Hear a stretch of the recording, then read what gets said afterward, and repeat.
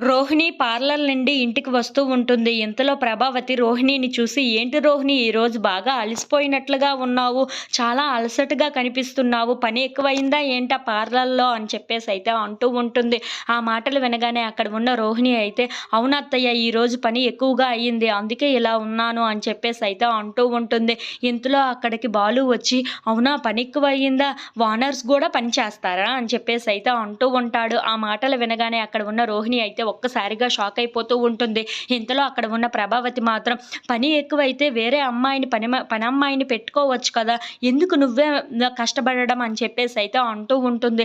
ఆ మాటలు వినగానే అక్కడ ఉన్న రోహిణి అయితే ఒక్కసారిగా షాక్ అయిపోయి అలా అక్కడ ఉన్న వాళ్ళ అత్తయ్యని చూస్తూ ఉండిపోతుంది.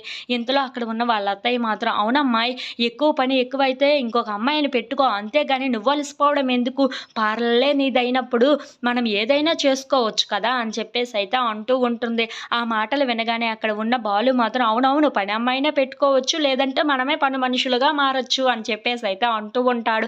ఆ మాటలు వినగానే అక్కడ ఉన్న రోహిణి ఒక్కసారిగా షాక్ అయిపోయి బాలు వైపు అలా చూస్తూ ఉండిపోతుంది. "ప్రాపర్టీ ఎవరి పేరు మీద ఉంటే వాళ్ళే ఓనర్స్ కదా!" అని చెప్పేసైతే రోహిణిని చూసి అంటూ ఉంటాడు. ఆ మాటలు వినగానే అక్కడ ఉన్న ప్రభావతి మాత్రం, "వీడేంటి ఇంత వెటకారంగా మాట్లాడుతున్నాడు" అని చెప్పేసైతే అనుకుంటూ ఉంటుంది. ఇంతలో అక్కడ ఉన్న రోహిణి మాత్రం, "ఏంటి, నా విషయం గురించి మొత్తం తెలిసిపోయిందా ఏంటా? బాలు ఇలా మాట్లాడుతున్నాడు. ఇప్పుడు నాది పార్లర్ కాదు అన్న విషయం ఇంట్లో ఉన్న వాళ్ళకి తెలిస్తే నా పరిస్థితి ఏంటి" అని చెప్పేసైతే చాలా భయపడుతూ ఉంటుంది. ఇంతలో అక్కడ ఉన్న బాలు మాత్రం, "ఏంటి ఓనర్ అమ్మాయి, నువ్వే కదా పార్లర్ ఓనర్‌వి" అని చెప్పేసైతే మాట్లాడుతూ ఉంటాడు. ఆ మాటలకి అక్కడ ఉన్న రోహిణి ఒక్కసారిగా షాక్ అయిపోతూ ఉంటుంది.